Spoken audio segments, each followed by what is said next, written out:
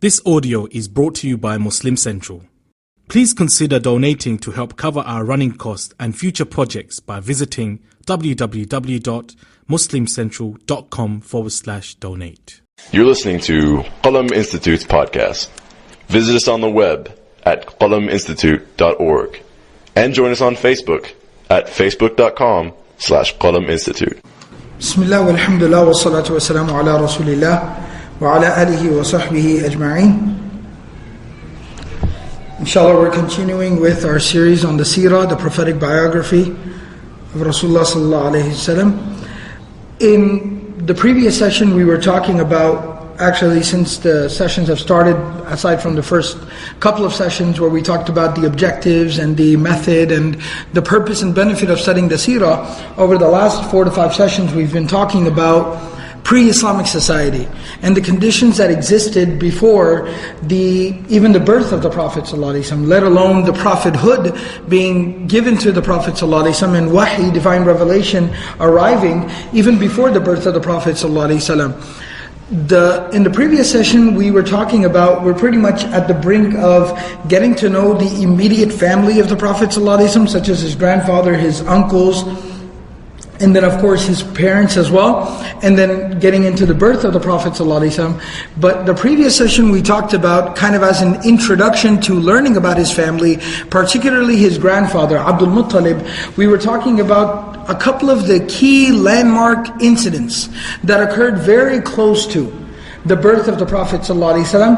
And the thing about this is not important to know just as a tidbit, just as an issue of history. It's not just a random fact about pre-Islamic history, but it's very important and pertinent because as the scholars of Seerah, they point out that these major events were occurring almost as a foretelling of the birth of the Prophet ﷺ. That's something monumental, something great, something that is about to change the course of humanity and the world as we know it. Something major and drastic is about to happen.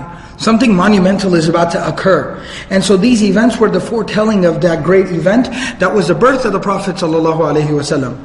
So, and it directly involved the grandfather of the Prophet ﷺ. And of course, this was by no coincidence either.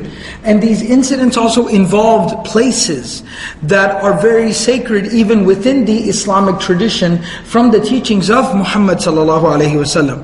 The first of those incidents was the rediscovering, the discovery of the well of Zamzam. That the well of Zamzam, of course, we talked about its origins and how it became lost and buried after a certain amount of time. And then, of course, Abdul Muttalib, the grandfather of the Prophet ﷺ, was given the location of the well through a dream, and he was able to go there and dig this up. And so he was given the blessing of being the person who uncovered this great blessing that we know as the well of Zamzam. And I mean, we understand very well the Islamic significance of it. I talked about it with some textual evidence as well, but we obviously understand its importance. You know, we have millions of people as we speak right now preparing to undergo next week the great journey that we know as Hajj. People are heading out from now on their way to Hajj, and so we know that Zamzam is of course something very important and significant. The second event that we got into, at least the beginning of that conversation, and that is the invasion by the army of the elephants. The year of the elephant. I told you that the year in which the Prophet ﷺ was born is known as Amul Fil, the year of the elephant. And that in and of itself is very indicative of how huge this event was and how it was understood by the people of that time that this defined them. You know, this was something that literally defined these people. You know, there's always something major in every generation that happens, and the people of that generation, they identify with that great event. You know, for a lot of people, like here, even the entire generation, but especially here in Dallas, the previous generation, one of those types of events that they used to identify with, or everybody knew where they were when that happened, was like the assassination of JFK. And that happened here in Dallas. So everyone knew, where were you? What were you doing when all of a sudden the news broke and you were listening to the radio and they told you? For our generation, it was 9/11. everybody remembers where they were and who they were with and how they heard the news. So there's some type of a huge event that occurs every generation, and people remember that. People almost identify themselves with it. And so that incident at that time, in that era, was the invasion of the army of the elephants. All right? And that was known as that drastic landmark event. We talked a little bit about the history of Yemen and exactly who was in power in Yemen at that time and how he exactly came into power. We talked a little bit about that history, and we got to know a little bit better, a little bit more about this enigmatic individual known as Abraha. All right, the infamous Abraha, a name that even Sunday school children are taught, even Sunday school children know. And so we got to know a little bit more about him, what he was motivated by, what he was inspired by, and what exactly led him to do what he did. What pushed him to the brink where he was willing to do something so, so heinous, so nefarious. And we talked how he built this cathedral. And in fact, in between last week and this week, I was just looking online and doing a lot of research and reading in. And that place where that cathedral was, Qullays, is still known even till today. Qullays, it's still known till today, and it's kind of marked there. And when people visit, they a lot of times they go there and they visit that place and they see it. It's like one of those places where you go for sightseeing. And what exactly happened with that cathedral, we'll talk about towards the end of the session tonight.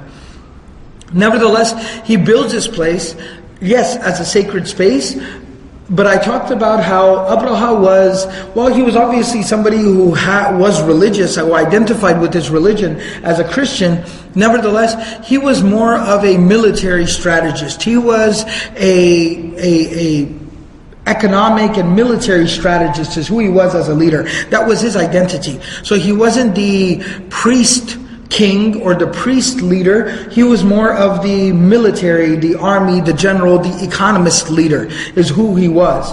And so building a cathedral for him was a very strategic move. It wasn't just purely out of religious devotion that he built it, but nevertheless it was more of a strategic move, how he could bring viability back to this area that had been decimated, that had been ravaged, that had been so bleak for so long. There were famines, there were droughts, there were floods. Natural disaster after natural disaster had left this entire region, had left it completely depleted. And so he wanted to make his place his homeland. So it was also very patriotic for him. He wanted to make it viable again. All right? And so he builds this cathedral and he says we'll be able to attract the masses and we'll be able to bring the people back. Like people flock to Mecca today for the Kaaba. So definitely he had his eyes set on the Kaaba, but I talked about this last week. He had his eyes set on the Kaaba more as a competition, more as a rivalry, but a competition. And so he said, we'll build something that rivals that, and we'll be able to bring people our way as well. And our city, our place, our land will flourish as Mecca and Hijaz flourishes today. What ended up happening at that time is, and he wrote a letter back to the Najashi, the king of Abyssinia, and he wrote a letter to him saying that I've built a place that will make you proud, and I've devoted and dedicated to you, and I've built it so that we can, redirect people from the Mecca back to here. And this kind of became public information that Abraha is he's built his own shop and he's trying to compete with our store. Almost like that type of a mentality. And so a Kanani, one of the Arab people from that area, he comes out to there, visits this place, this huge cathedral, and he goes in there and he defiles it. All right, he violates it, he vandalizes it. All right, and specifically the narrations talk about the fact that he used a restroom inside of it, like not in the restroom, but he basically just did his business like in the middle of the cathedral. And then not only that, but it even goes as far as talking about how he took his excrements and then rubbed it all over the walls and the decorations and all the ornate fixtures, and really did a number on the place. Now he moves on. The next day Abraha, when people discover it, and it's brought to Abraha's attention right away, because this is his project, this is his baby. So it's brought to his attention, and he's enraged. Like he sees red. I mean, nothing makes sense to him anymore. He only's got one thing on his mind, and that is and then the word on the street. By the way, this individual narrations actually talk about it. He goes and he brags about what he did. And some of them kind of take it up as kind of a rallying point. Like, yeah, that's what we did. That's what we did to you. You're going to try to compete with our Kaaba? That's what we'll do to you. And when this news hits the street that these people are bragging about what they did and they're taking credit for what he did, he set out on a mission then. I will destroy the Kaaba. They want to defile my cathedral, I will destroy their Kaaba. And I talked about how a very subtle but nevertheless important point that we learned from this is, that's why we have the etiquette in Islam. We have a truth and we speak our truth. Alright? But nevertheless we have an etiquette within Islam that in speaking our truth and delivering our message, we never ever desecrate, we do not violate, we do not defile, we do not degrade other people's belief systems and what they might engage in. We give them the message, we give them the dawah, but at the end of the day, we leave them be. Even if you don't want to look at it in terms of we respect what they worship or what they do, that's fine. But we do leave them be. Alright, we don't impose our will onto someone, and we definitely do not mock, and we do not defile, and we do not desecrate other people's worship or what they worship and how they worship. That is an established principle. The Quran talks about how do not curse their gods, their false deities, their idols. Why? Because then they will curse Allah. Adawan bighayri ilmin. They'll do it out of animosity. When somebody pushes you, what's your very first instinct? To push back. Sometimes you don't even think about where you are and who it is and what they're doing or what they're saying or who's around you. Right? So it could be the masjid. And you are the most respectful, calm, peaceful individual. But if somebody walks up and shoves you really hard, your very first instinct is to shove back. And then you realize where you're at. And you admit your mistake, but it's just that human reaction. Adwan. Right? Somebody will cross the line against me, so I'm going to cross the line back against them. بِغَيْرِ عِلْمٍ. Without proper understanding and knowledge of what they're doing. And so that's exactly what happened in this case. So Abraha gathers an army together. The Ibn Kathir rahimahullah mentions a narration where he says he had 60,000 soldiers. So I just want you to just get an idea of the sheer number of people he gathered together. This is a general, this is a military strategist, this is somebody who led a coup against his own key and his own leadership, and so obviously he's got the military resources. So he gathers an army of 60,000 strong. And then it said that he actually sends for and recruits an individual who is an elephant breeder, an elephant herder, whatever you want to call it, alright? And he recruits this elephant breeder and tells him to bring his elephants. And there were up to about a dozen elephants. Alright, and he specifically gets them for a couple of reasons. Not only because of the sheer power, it's like rolling into town with a dozen bulldozers. Alright, you just walk through. You don't even fight at that point, you just walk through and it's done. Alright? And remember, we're not talking about modern day structures like this. We're talking about clay huts and mud huts and little homes and shacks. You're just going to walk through town. Secondly, also being a military strategist, he realizes the element of human fear. Alright? And something being alien. Elephants were something the Arabs had never seen before. Now, Abraha himself is affiliated and associated with the powers that are centered out of Eastern Africa. The Horn of Africa. And so he knows, he's gone there and he's seen these majestic beasts, these animals, right? And so he's familiar, but generally speaking, an Arab has never seen an elephant before. It's like seeing an alien. And so just the sheer shock and the fear would make people catatonic, would freeze people, would confuse people. And people would go running for the hills. And that's exactly what was his strategy, and it worked to quite an extent. So I was talking about how he gathers all these people together and he heads out on his way. Now, here's the very interesting thing. I told you last week that the Quranic narrative of this incident focuses in on the decimation of Abraha and his army. Right, how they were destroyed, how Allah sent His miraculous army. Allah sent these birds with the pebbles and it completely decimated that army and destroyed them and defended the Kaaba by means of them. That is the focus of the Quranic narrative. From the Seerah perspective, it's almost like the Seerah, like, of course we understand, and I talked about in the initial sessions, this complements the Quran in our understanding of the Quran, it supplements it. So the Seerah narrative focuses on the journey. Alright, aside from what sparked this, then especially the journey on the way to the Kaaba. And then the Quran gives us a very, very accurate, very descriptive picture of exactly what happened. But the journey is very important, and it highlights a lot of key, very interesting things. So, Abraha sets out on his journey. As he starts traveling upwards, north, he's of course passing by the Arabs and then all these different Arab tribes and these cities and locations and towns, and people hear about him coming as well. That Abraha has gathered an army, 60,000 large, especially back in those days, it's going to be noticed. And so people notice and people hear, and some people start to prepare and they start to get ready. We got to defend him, we got to ward him off, we got to fight him.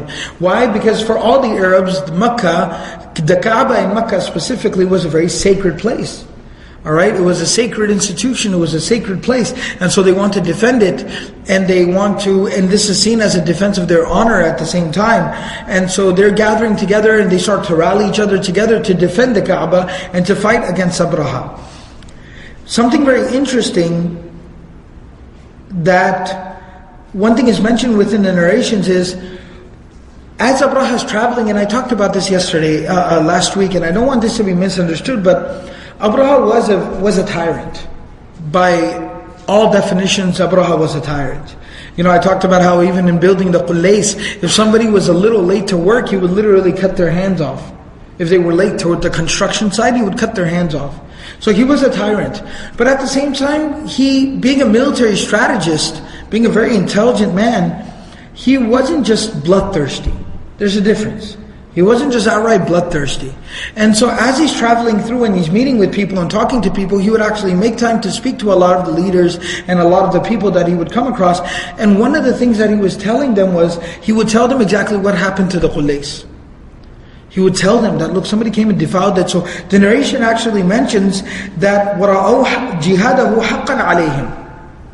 Right? And so one of the things is, aside from fighting him, they thought that this was obligatory on them to defend the Kaaba and fight him. But some of them kind of even understood why he was there. They understood, if somebody would have done that to the Kaaba, we'd be knocking on your door as well. If one of your people did it to the Kaaba, you better well expect us. And so, but nevertheless, they understood that fighting against him is something that we are obligated to do.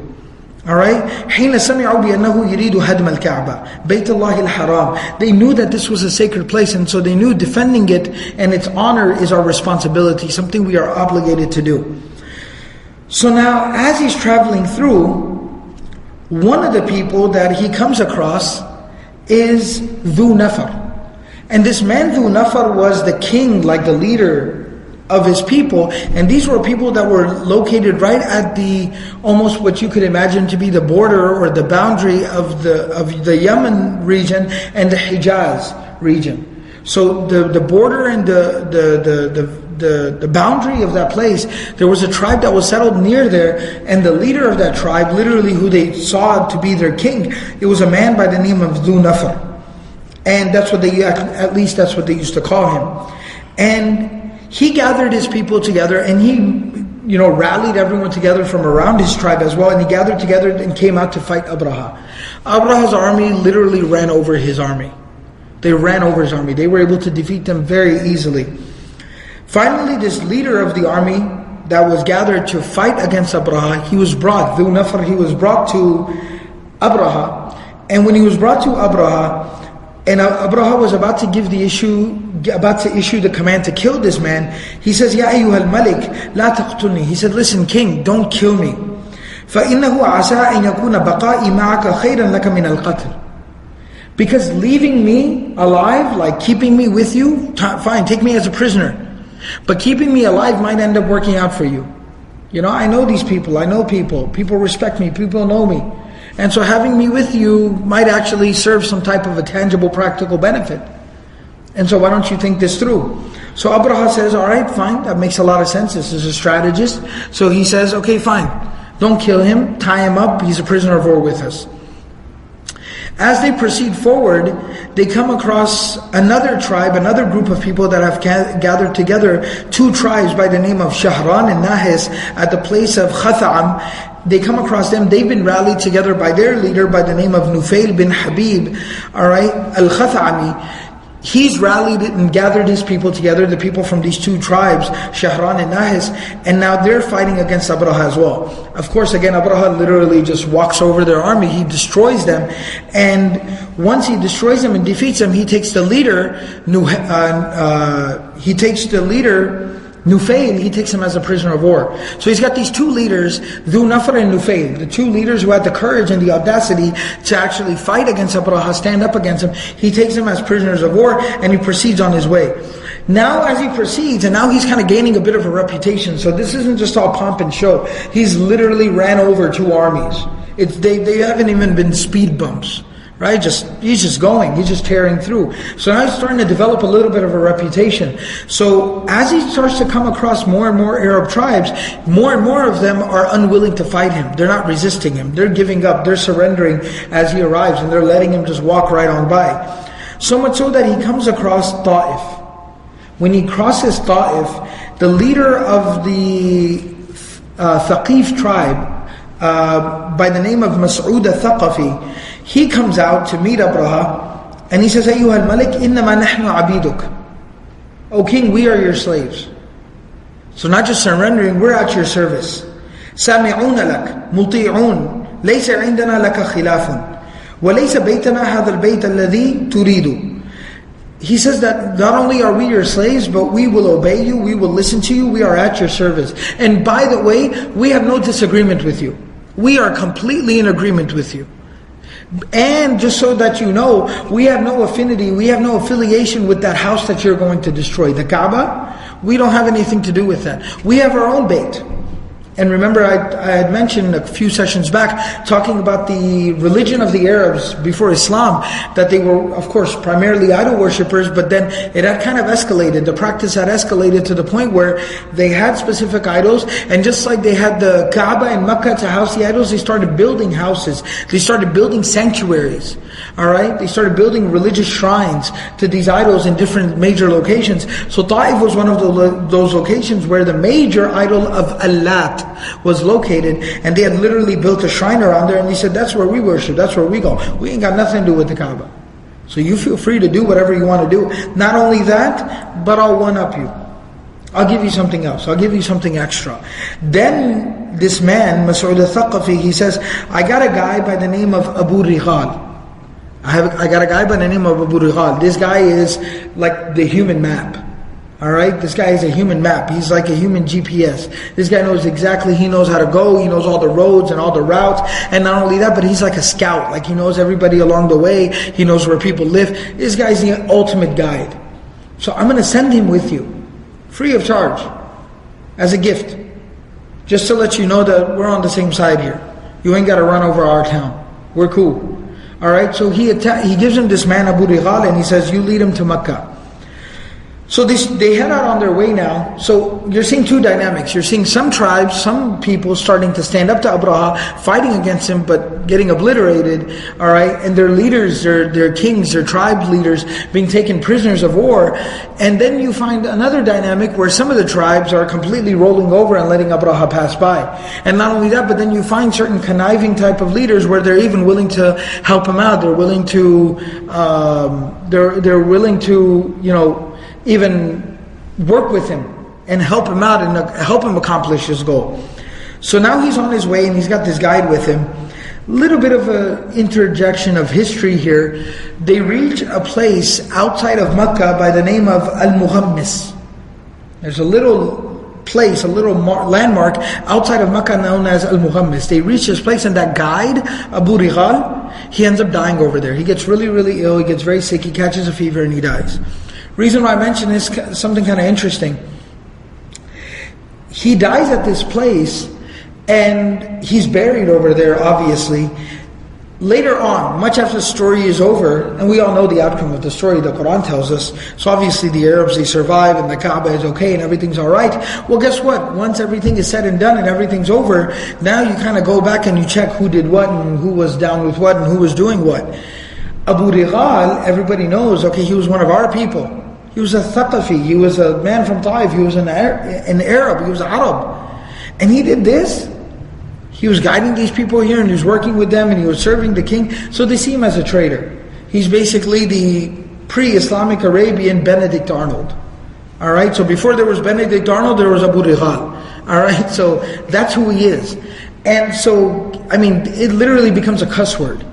Like when we call somebody a Benedict Arnold, like a traitor, right? That's what that is. That's what that's known as. Alright, so he gets known as a traitor. So like for the youngins, like he's LeBron James. Like somebody who helped and left his city and left his team and left his people. Right? So that's what he's known as. So Abu Righal is like the olden LeBron James, right? So that's who he is. People know him. Like this guy, he was the ultimate traitor. And so where he's buried, now they go back out and they find, okay, he ended up dying, he's buried here. And that becomes like a place. Like when we go for Hajj right now, and we're going to do the Jamarat, they used to go out there and do Jamarat on Abu Righal's grave. They would throw stones, they would go and they would spit, they would go and they would like pour like dump the intestines of animals on his grave. It was a place where you would go and you would defile the place to show your disdain for such a traitor. Somebody would turn his back on the house of Allah, because I told you, even the pre-Islamic Arabs still saw it as a sacred place, and a man who would turn his back on his people. So that's what he was known as. And something else very interesting that some of the scholars, they mention in certain narrations, and that is, and in fact Ibn Kathir in his Seerah, in his book Al-Bidayah wa Nihaya, when talking about the history of the Arabs, he talks about the people of Thamud. And we know the Thamud, the people of the Thamud, Salih alayhi salam who sent to Thamud, they were Arabs. And in fact their ruins were still located in the Hijaz region. So when the Prophet ﷺ was traveling much later in his life, towards the end of his life, when he was traveling to Tabuk, they passed the ruins of Thamud, and the Prophet ﷺ covered his face and he started to do istighfar and told the Sahaba to ask Allah for forgiveness and for safety and security as they passed by. So we know the Thamud people were from the Arabs. The Arabs knew about the history of Thamud. Something very interesting that Ibn Kathir mentions was, there was a man by the name of Abu Righal amongst the Thamud as well. There was a man by the name of Abu Righal amongst the Thamud as well. And even in the Thamud, he was a very notorious individual. He was someone who actually used to discourage people from worshipping and from praying. And he was one of the key ringleaders who was against the Prophet Salih alayhi salam. So even the ancient man, Abu Righal, this guy's namesake, if you will, he was also a very, very bad person. And so Ibn Kathir makes a connection and he says, what ended up happening to him was that because he was such an enemy and he led the people against, Salih alayhi salam and the Prophet and the Messenger, and eventually the punishment of Allah came upon these people, some of the narrations mention something that to the effect that he wasn't killed along with the rest of his people. He was gone away when the punishment of Allah descended. So he was one of those few survivors. And what ended up happening was that when people got to know later on, when people heard that this was the man and he used to tell his people to not listen to the Prophet and look at the punishment of Allah descend upon his people, people ended up stoning him, and people literally ended up stoning him to death for dooming his people. Because he was a ringleader, he was an instigator. So, nevertheless, Ibn Kathir rahimahullah kind of makes that connection about, look, that man was named Abu Righal, he was stoned to death, and this man was named Abu Righal, and his grave used to be stoned by the Arabs as well. So he makes that type of a connection there. And nevertheless, we know the spiritual significance is from the teachings of the Prophet ﷺ, giving good names, and that part of giving a good name to your child is almost like a dua to Allah subhanahu wa ta'ala to bring about those same qualities, traits, and characteristics within your child. Whether it be a good meaning or it be named after a noteworthy individual. It's almost like a motivational technique to the child, or it's like making a dua to Allah subhanahu wa ta'ala to bless your child with these type of qualities. Nevertheless, going forward, so now Abraha is on the outskirts of Mecca. That's where we're at. He's on the outskirts of Mecca, parked there with his 60,000 large army, with his dozen elephants or so, and he's just parked outside of Mecca. He sends an individual, a man, into Mecca, and Al-Aswad bin Maqsood, he sends him into, and this was an African man, a Habashi individual. He sends him into Mecca and he says, go and find out some stuff and see what's going on and see what you can find out. And try to talk to some of the leadership there and convey my message to those people. Let them know, and he conveys a very specific message. He says, let them know that I'm not here to kill you. I have literally no interest in killing anyone. I didn't come here to shed blood. I've come here with a very specific purpose. Alright? I'm here to knock down the Kaaba. That's it. So, if you get out of my way, if you don't resist, nobody's going to get hurt today. I'm going to come inside, I'm going to do what I got to do, and I'm going to leave. I'm going to be on my way. You'll be okay, I'll be okay, everybody will be okay. So, just clear my path. That's it. That's my message. Deliver this message, take this message into the people, into the folks. Now, one of the things that ended up happening as the army of Abraha was camped out, now you can imagine 60,000 people, it's a huge army, and these aren't, the most, a lot of times they don't tend to be the best of people, alright? So, they start to raid places, and they're looking for food, and they're just trying to gain some stuff, so they start raiding a few houses and a few towns and villages, and they find a bunch of camels grazing, and they raid the camels, and they start doing that. So they find a pasture that has 200 camels grazing on it, and a shepherd there. They go, they kill the shepherd, they take the 200 camels, and they take them and they bring them back to the camp. We're going to have a feast, we're going to have a good time, 200 camels. Now when this man, Al-Aswad bin Maqsud, when he goes into Mecca and he starts asking around, I need to talk to your leader, I need to talk to your leader. Now we know Mecca, I've talked about this, the political system before Islam, they didn't necessarily have one elected leader, they didn't have a king, nothing of that nature. But by default, the leadership, the go-to guy where everything eventually ended up with was Abdul Muttalib, the grandfather of the Prophet ﷺ. So they direct him to Abdul Muttalib, they say go talk to him. If there is anybody, he's the guy to talk to. So he says, okay, he goes and he talks to him and he says, our king is here, we have our army, he's here to destroy the Kaaba, and that's it. So Abdul Muttalib tells him, says, I need to talk to your king. And he says, okay, I can set that up. I can set that up, I can have you. And he goes, I just need you to get me some time to be able to talk to your king. So he says, fine, that's good. Actually, first the narration talks about Abdul Muttalib, after talking to this messenger, he goes in and he gathers all the leaders of Makkah and Quraysh together and he says, here's the deal. This is what's going on. They initially get very excited and riled up. They say, let's go out and fight him. But then they kind of come to their senses and they say, we don't have the means or the resources to fight him. He'll kill everybody. So we don't know what to do. Can you go and just reason with him? Abdul Muttalib says, sure. So he tells his man Aswad, he says, I need to go talk to your king. That's all I need. I just need you to set up a face-to-face meeting. So he says, fine, okay, I think I can help you out with that. They come in, and now what this man, who is the messenger, what he does is, he talks to the Sa'is. Alright, the Sa'is al-Fil. What that basically means is that breeder of the elephants, the elephant breeder, he talks to him and he goes, he's somebody that the king is keeping very close to him because of these elephants and how to manage these elephants. And he's kind of won some favor with the king, he has an ear with the king. And so let me talk to him and let me see if he can get you some FaceTime, he can get you through the door. So now he brings Abdul Muttalib out to the encampment and they're walking through, and next thing you know, Abdul Muttalib spots that same leader of his tribe, Dhu Nafar. Remember the one that stood up against his people and was taken as a prisoner of war? He spots him. So he goes to Dhu Nafar and he says, can you help me out?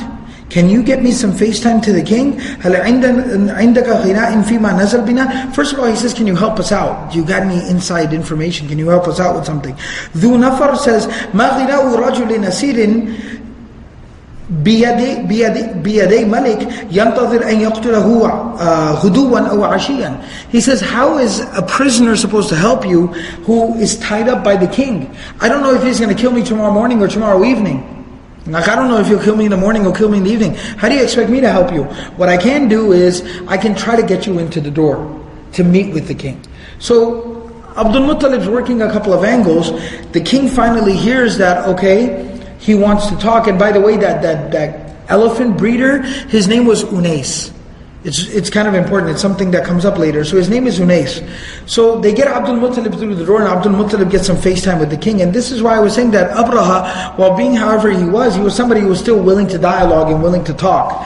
So he agrees to meet with Abraha. Abraha agrees to meet with Abdul Muttalib. Abdul Muttalib walks through the door. As soon as Abraha lays eyes on him, Abdul Muttalib was a very impressive individual.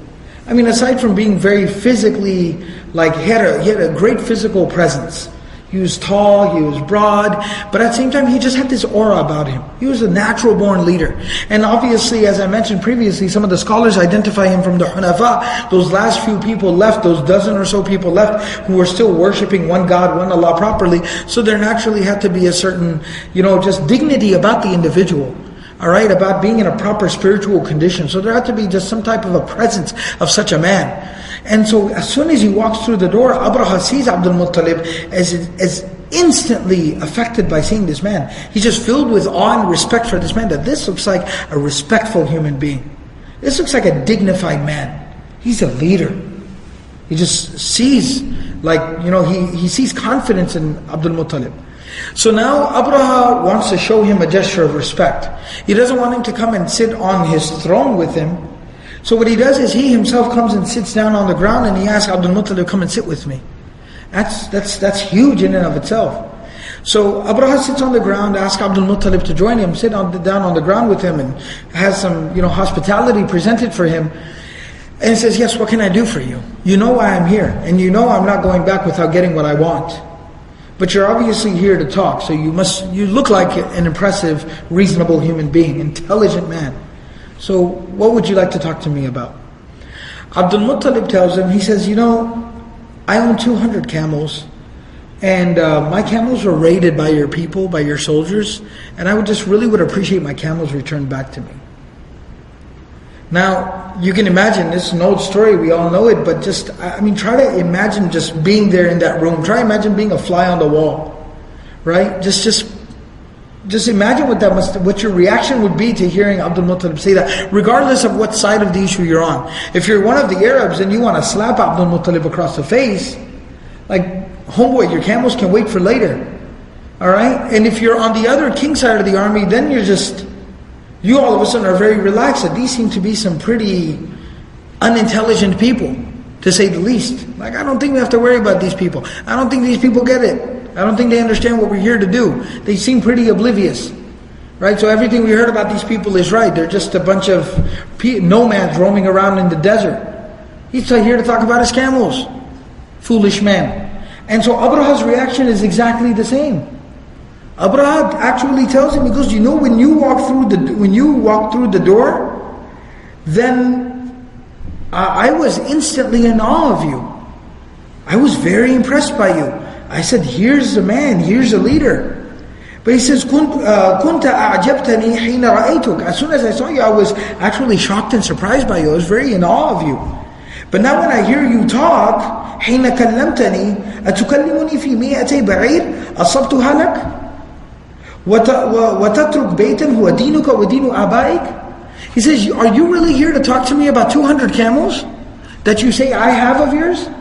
And you are not here to talk to me about the Baytullah al-Haram, that place that is literally the center point of your religion and the religion of your forefathers? Your religion is based out of there. Your whole identity is based there. And you're not here to talk to me about that, you're here to talk about 200 camels? What's wrong with you? That's when Abdul Muttalib said those very famous words.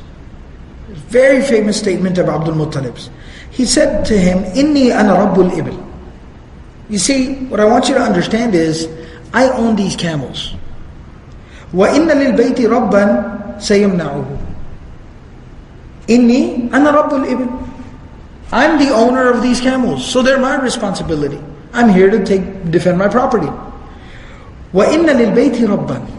But what you're not realizing is that house that you're going to attack also has an owner, also has a master. سَيَمْنَعُهُ. And he'll take care of it. He'll defend it. In fact, Abdul Muttalib, even when the messenger first came to him in Mecca, Abdul Muttalib told him, فَإِن يَمْنَعُهُ مِنْهُ فَهُوَ حَرْمُهُ وَبَيْتُهُ وَإِن يُخَلِّ بَيْنَهُ وَبَيْنَهُ فَوَاللَّهِ مَا عِنْدَنَا دَفْعٌ عَنْهُ. He said, look, this is Allah's house. If Allah wants to defend it, Allah will defend it. It's His haram, it's His bayt, it's His house.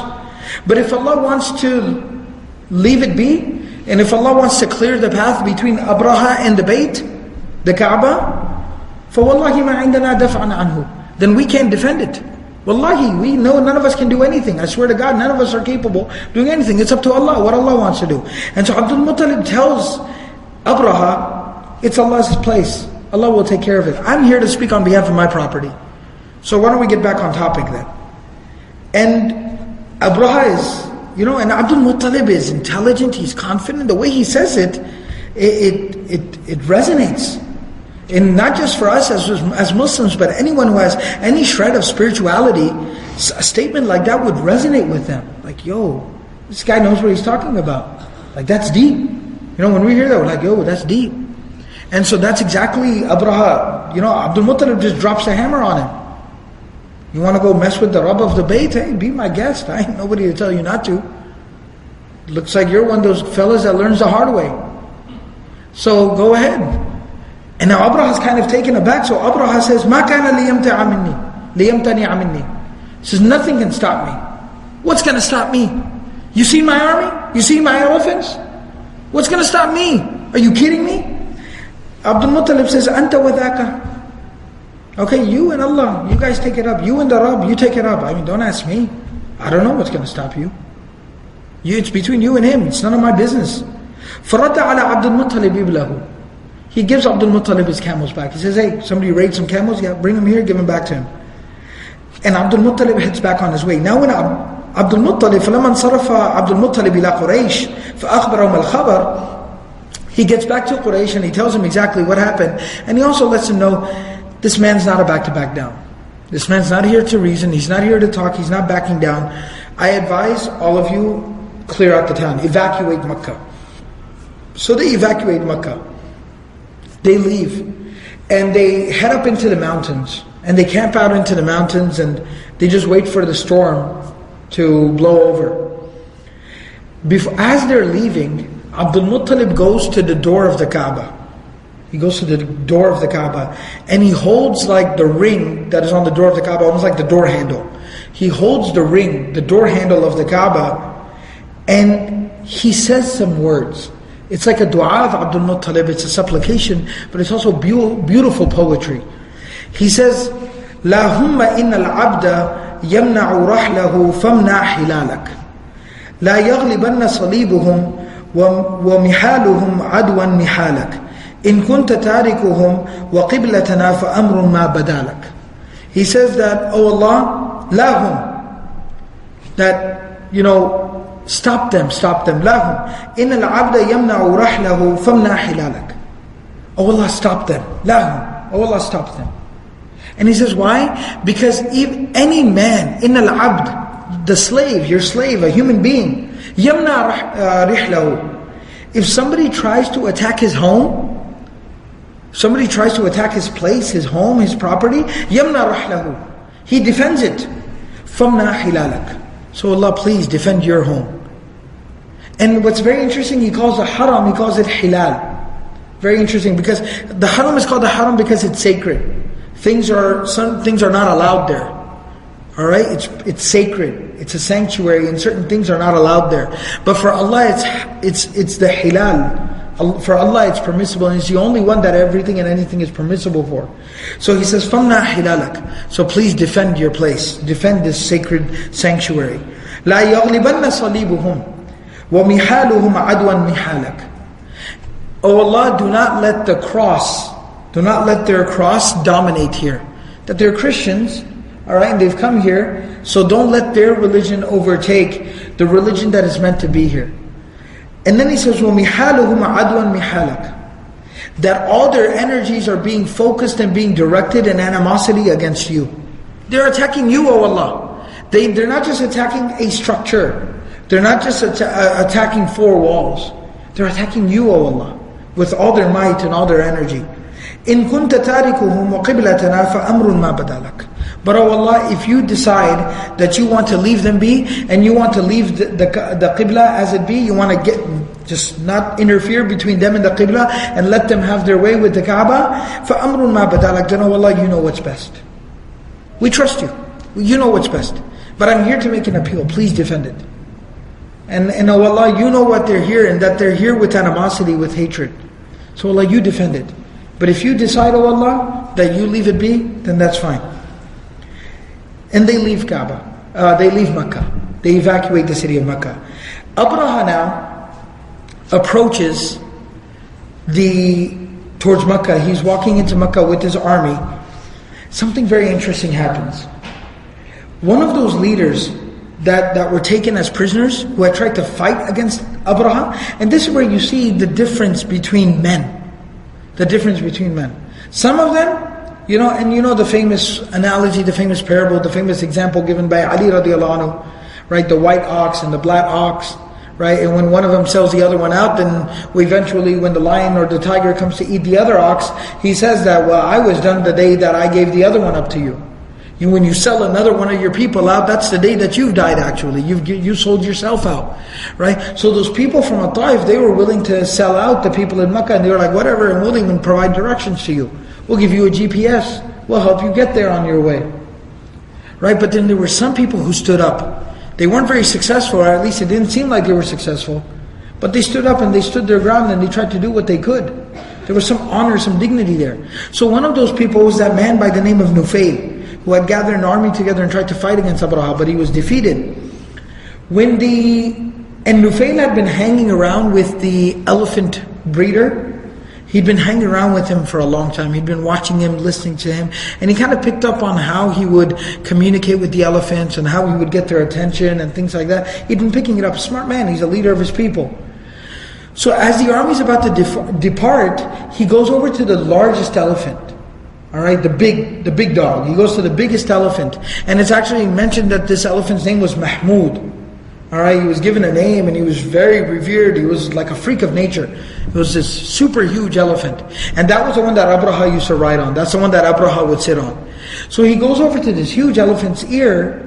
Mahmud kind of gets his attention, and then he does something very interesting. And this is where you see that the divine intervention starts to begin here. He lifts, that narration actually mentioned, he lifts the ear of Mahmud, the elephant, and he speaks into his ear. Just talks to him. Talking to an animal. He just talks to him and he says, listen, you're about to go and attack the house and the place that belongs to my creator and your creator.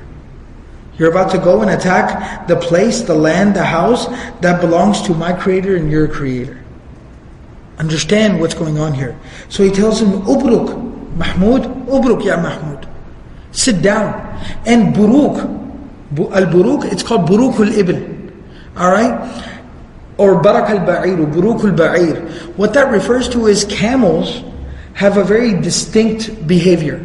Camels have a very distinct behavior. Camels are like dogs in the sense of their loyalty. They're very loyal, they're very compassionate, they're very sentimental. Just like a dog is very close and very sentimental and loyal to his master, camels are like that. A camel, when he grows up with the child, it'll run around with the child, it'll play with the child, it'll sit next to the child like a dog acts, like a puppy behaves. A camel will act the same way.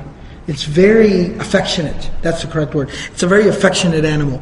But it's kind of different than a dog in the sense of a camel at the same time is a very noble, very honorable animal. It has honor, it has nobility. So like a dog, if you abuse a dog, many times, more often than not, a dog will tolerate the abuse. Alright? But a camel won't take it. Like a camel just will not go along with the program. Camel has a thing that it does where it sits down. And when it sits down and it's displeased or it's angry and it sits down, it refuses to get back up again. And this is a camel, it's not an ordinary animal. You can't just make it stand. It's not like a goat. Alright, you can't pull it by its neck and make it stand up. So camel just refuses. It's a powerful animal, it just sits and it just ignores you. And it'll ignore you to the point where either you kill it or you leave it be. But it's just, when it's angry, it's angry. It's taking a break. It doesn't want to talk to you right now. Alright, that's what camels are like. Alright, so it's very distinct behavior. So he tells him, being an Arab, he tells the camel, Ubruk. He tells the elephant, Ubruk, just like you would tell a camel, sit down and don't get back up again. He tells an elephant to do that. Ubruk ya Mahmud. وَرْجِعَ رَاشِدًا مِنْ حَيْثُ أَتَيْتَ. He says, go back to where you came from. فَإِنَّكَ فِي بَلَدِ اللَّهِ الْحَرَامِ. Because you are treading on the sacred ground that belongs to Allah. And then he left his ear. He let him go and he kind of walks away. The narration says, فَبَرَكَ الْفِيلُ. Mahmud just sits down, just parks it. And this goes completely against an elephant's behavior. Elephants don't act like that. Camels do that. Elephants don't do that. Elephants are trained animals. So it just sits down and just refuses to get back up again. Much like a camel would. And it's very strange. And so everyone starts to run around. Nobody knows what's going on. Even the elephant herder, one narration actually, Suhaili, one scholar, Ar-Rawd al-Anif, in one of his books, he actually makes mention of this. He says, سَقَطَ إِلَى الْأَرْضِ. It's not only did he just sit down, but he just laid over on his side. Like the camel just laid down on the ground and refuses to get back up again. Just lays out. He refuses to get back up again.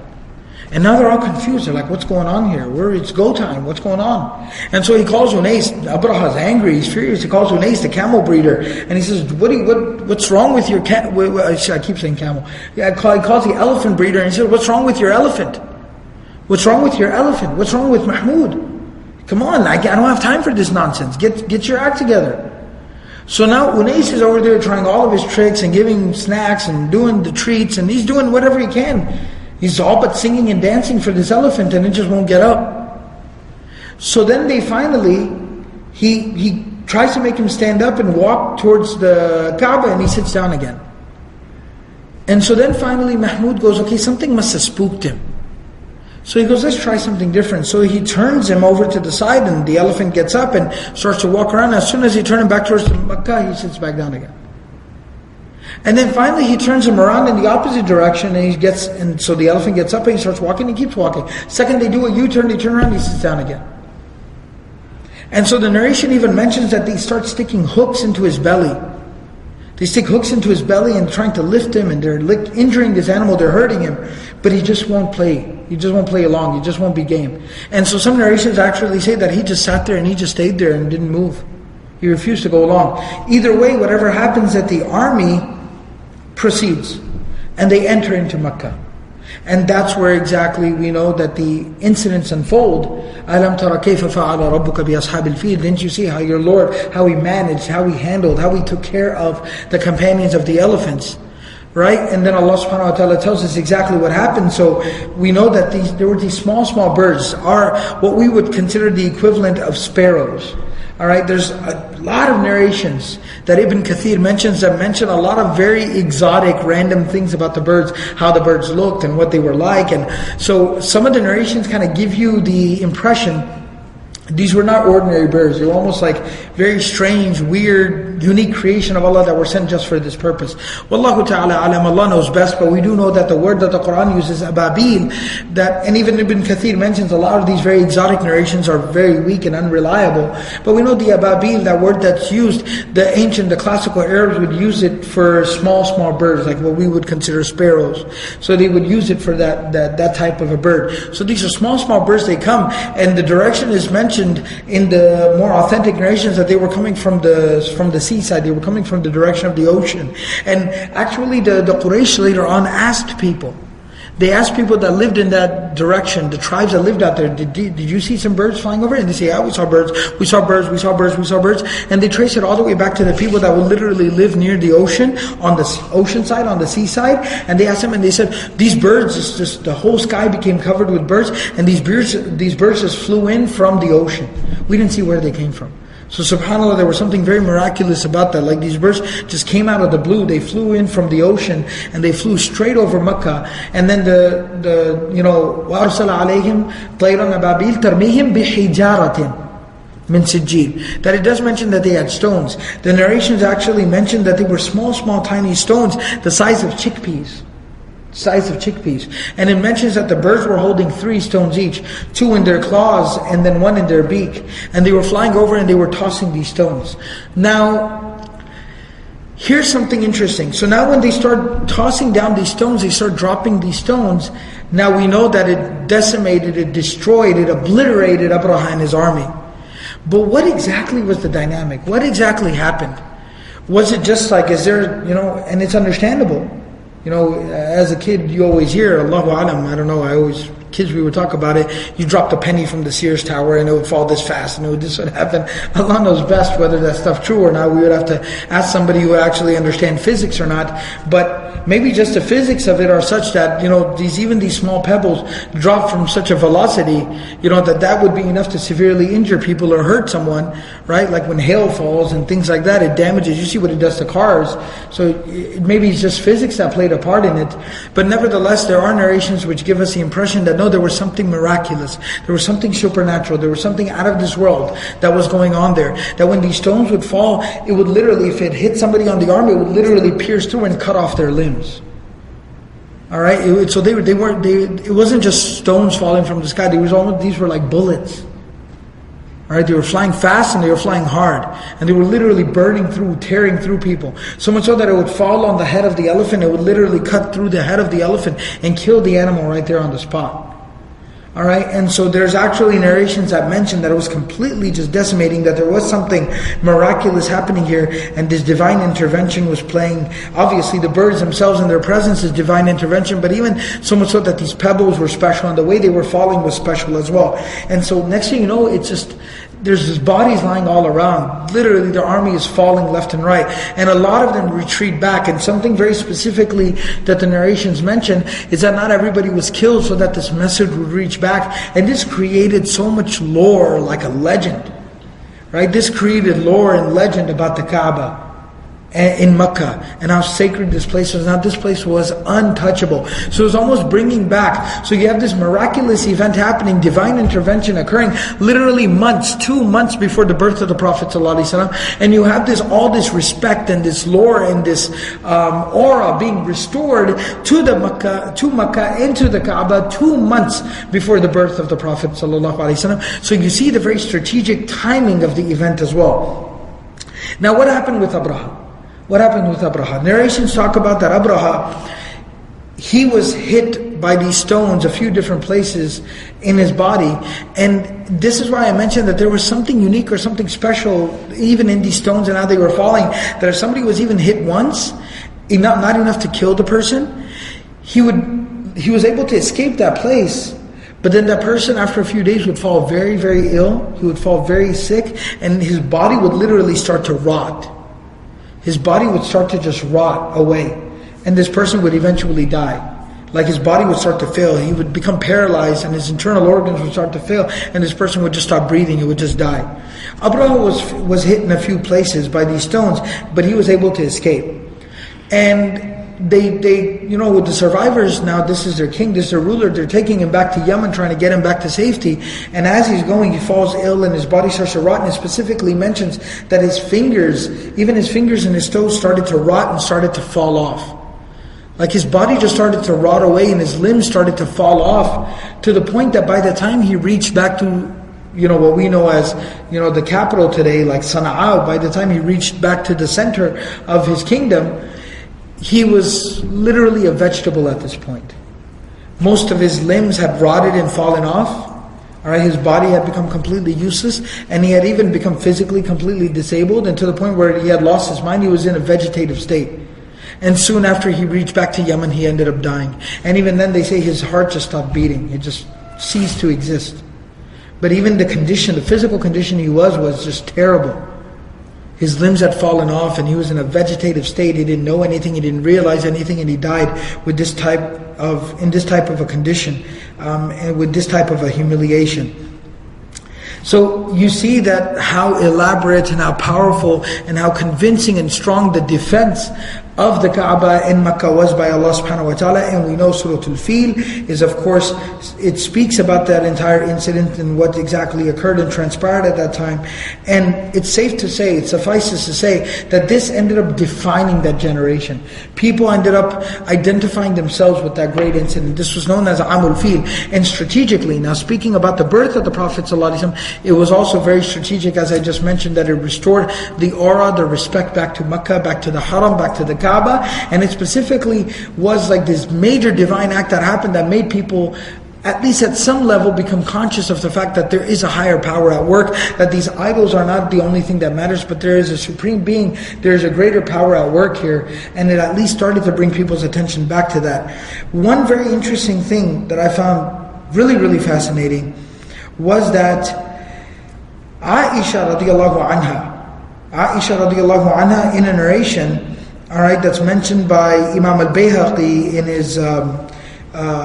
in his books, Dalail al-Nubuwah. He mentions it in his books that Aisha radiallahu anha, she says, لَقَدْ رَأَيْتُ قَائِدَ الْفِيلِ وَسَائِسَهُ بِمَكَّةَ أَعْيَمَيْنِ مُقْعَدَيْنِ يَسْتَطْعِمَانِ. She says that Aisha radiallahu anha, now I want you to imagine how young she is. So how much later on she was born after the Amul Fil. Alright, so Aisha radiallahu anha is born like 40 plus years after Amul Fil, after the year of the elephant. So I want you to imagine how much later she's born. She says that not only was the story of the invasion of the army of the elephants famous and how Allah defended the Kaaba, but she said that that man who was the elephant breeder, Unais, Him and another guy, his assistant. So the elephant breeder, Unais, and his assistant, they were still in Mecca 40 years later. And we used to know, people used to know them. And we would see them. And they were blind. In that attack that happened, they had gone blind. They were blind, and they used to sit around on the corners of the streets, and they would beg and they would ask for food. And she said that we used to often reflect on that, on how Allah allowed these people to, a few of them, to remain alive and remain amongst the people, so that that lore, that legend could live on, so that people could remember exactly what happened. So she says, I myself, I saw Unais, the Sa'is of the field, the elephant breeder, and his assistant, whose name I don't remember, but she says, I remember seeing both of them, and they were blind, and they would sit around in corners and they would beg from people. So it's mentioned that. And one other thing that's very interesting, some of the scholars, they mention, An-Naqash, he mentions this in his tafsir of Surah Al-Fil, that now imagine that the scene in Mecca after the invasion's over, after the birds have come and gone, everything is said and done. When the people of Mecca come in, now you have all these, you have literally maybe thousands of bodies lying around in Mecca. You have these huge elephants lying around, like what do you do with all that? So they say actually immediately after the army was destroyed and the people retreated, there was a huge storm. A huge storm. And it caused a flood, like a flash flood. And that flood literally carried all the bodies outside of Mecca. So this is mentioned in the books of Tafsir, that Allah literally cleaned up. Not only did He protect, but then He cleaned up afterwards. SubhanAllah. And all of this incident, this invasion of the army of the elephants occurred in the beginning of the month of Muharram. So it happened at the beginning of the year, and so that's why it's also very strategic. It was like at the new year, it happened at the beginning of the month of Muharram. And then of course we know that in, depending on the difference of narrations, but anywhere from between 50 to 60 days after this event happened, the Prophet of Allah sallallahu alaihi wasallam was born. And so, inshallah, we'll go ahead and stop here, and we'll start up from here again, inshallah. Just, inshallah, as an announcement, because some of the brothers and sisters have been attending regularly, and the people watching at home as well. Inshallah, next week I'm going for Hajj, inshallah. So I get to kind of go and kind of put a place to the name, I guess, is the other way around. But nevertheless, inshallah, I get to go and visit the Makkah, visit the Haram, visit the Kaaba, inshallah. So I'm leaving for Hajj next week, so we won't be having dars next week. And so the dars will be on pause for about 3 to 4 weeks, inshallah. So I'll definitely, I know Imam Zia is going as well, but nevertheless, we'll get the word out to the brothers, and we'll also post it on the website and stuff, inshallah, for exactly the date that the dars will be starting up again. But it should not be a break longer than about 3 to 4 weeks, inshallah, just depending on the situation when I get back. But so break will be the dars will be on hiatus for a few weeks here, inshallah, and then when we get back from Hajj, we'll resume.